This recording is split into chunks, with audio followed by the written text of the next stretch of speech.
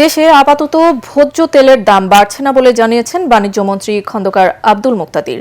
সচিবালয়ে মন্ত্রণালয়ের সম্মেলন কক্ষে দেশের ভোজ্য তেল সহ সরবরাহ পরিস্থিতি পর্যালোচনা সংক্রান্ত এক বৈঠকে তিনি কথা বলেন।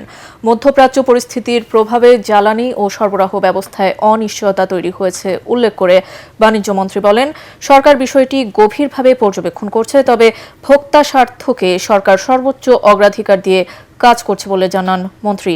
এ সময় ব্যবসায়ীদেরকে দায়িত্বশীল আচরণেরও আহ্বান জানান তিনি।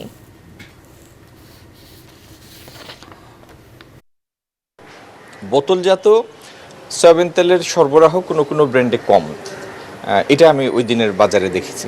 বৈশ্বিক পরিস্থিতিতে মানুষ এমনি অনেক শঙ্কার মধ্যে আছে, কারণ যুদ্ধ তো একটা আতঙ্কের সৃষ্টি করে।